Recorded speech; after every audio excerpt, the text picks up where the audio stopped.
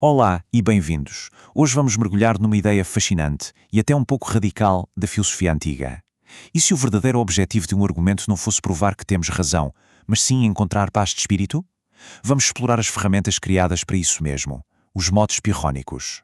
Pensem um pouco nisto. Em vez daquele stress todo, daquela pressão para provar o nosso ponto, e se existisse uma maneira diferente de encarar as discussões? Pois, os antigos céticos pirrónicos acreditavam que sim, e a abordagem deles é, acreditem, surpreendentemente relevante para os nossos dias. Ok, para percebermos a solução que eles propunham, primeiro temos de olhar para o problema que eles identificaram, o dogmatismo.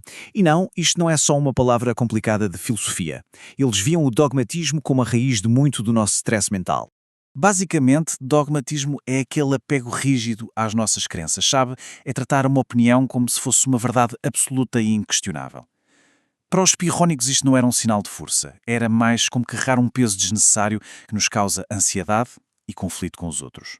Então, se o dogmatismo é o problema, qual é a solução deles? Bem, é aqui que a coisa fica mesmo interessante. Para estes filósofos, o objetivo final da vida não era encontrar a verdade com V maiúsculo, mas algo muito mais prático e palpável: a tranquilidade. E o caminho para essa paz de espírito tinha dois passos muito claros. O primeiro é a prática central a que eles chamavam époque, que é basicamente a suspensão do juízo. Ao pararmos de fazer afirmações dogmáticas, eles acreditavam que se alcançaria o segundo passo, a ataraxia, um estado de serenidade, de paz de espírito imperturbável. A époque é como um botão de pausa mental. Atenção não significa dizer que nada é verdade ou ser cínico. Significa apenas reconhecer que em muitas questões complexas a atitude mais sensata é abster-se. É não formar um juízo definitivo. Esta era a ferramenta deles para encontrar calma interior. Certo, mas como é que eles praticavam esta tal suspensão do juízo? Bem, eles tinham umas caixas de ferramentas mentais. A primeira é conhecida como os 10 modos de Enes e Demo. Pensem nisto como um conjunto de argumentos práticos, desenhados para uma coisa: nos fazer duvidar da fiabilidade das nossas próprias percepções. A ideia central por trás destes 10 argumentos é simples, mas ao mesmo tempo muito poderosa. Eles mostram que a forma como vemos, sentimos e entendemos o mundo não é absoluta. Na verdade, ela é completamente relativa. Depende inteiramente do nosso ponto de vista. E é fácil de ver. Pensem nisso. Um cão ouve sons que para nós são silêncio. O mel, que é doce para o paladar, é pegajoso e desconfortável para o tato. Uma lei que parece perfeitamente justa numa cultura pode ser vista como bárbara noutra. Estes modos mostram-nos que a nossa experiência é moldada por tantos fatores, desde os nossos sentidos até ao nosso estado de saúde, que se torna muito, muito difícil afirmar como as coisas realmente são. E esta é a conclusão a que os 10 modos nos levam. Se toda a nossa percepção é relativa, como é que podemos ter a certeza absoluta sobre a essência das coisas? A resposta pirrónica é: não podemos. E isso leva-nos, mais uma vez, à suspensão do juízo. Agora, vamos passar para a segunda caixa de ferramentas, que é ainda mais sistemática, mais cirúrgica. São os 5 modos, atribuídos a um filósofo chamado Agripa. E aqui o foco muda completamente. A questão já não é o que percebemos, mas sim como é que justificamos aquilo em que acreditamos. E esta mudança de foco é crucial.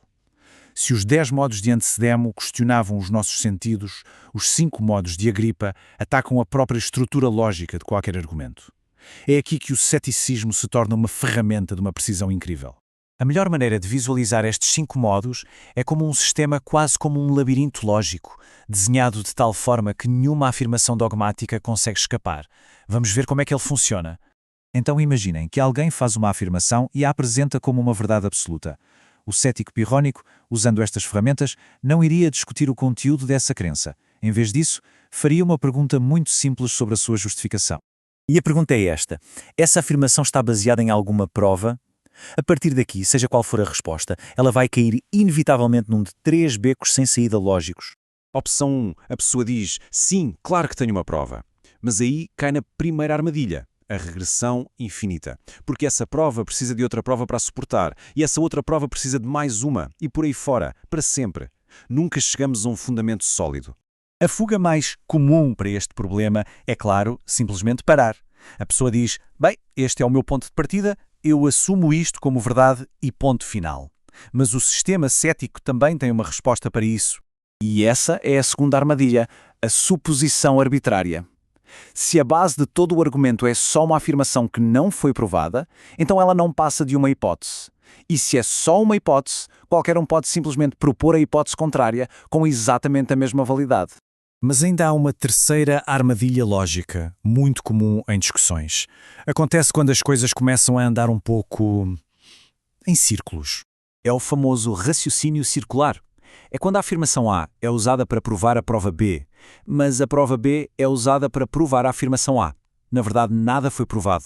O argumento está apenas a morder a própria cauda. E é aqui que está o poder do sistema de Agripa. Qualquer tentativa de justificar uma crença de forma absoluta acaba, inevitavelmente, numa destas três armadilhas. Ou uma regressão infinita, ou uma suposição arbitrária, ou um raciocínio circular. Não há escapatória lógica. E a única saída sensata, diriam eles, é suspender o juízo. E é por isso que é tão importante entender que o ceticismo pirrónico não é sobre pessimismo ou sobre dizer que nada importa.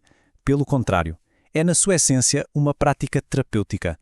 Trata-se de nos libertarmos do fardo mental, da ansiedade e do conflito que vem da nossa necessidade constante de ter a certeza de tudo. E para terminar, fica esta pergunta. No nosso mundo moderno, que está saturado de informação, de opiniões fortes, de debates intermináveis nas redes sociais, em que área da vida é que carregar neste botão de pausa e simplesmente suspender o juízo poderia trazer um pouco mais de paz? Fica a reflexão.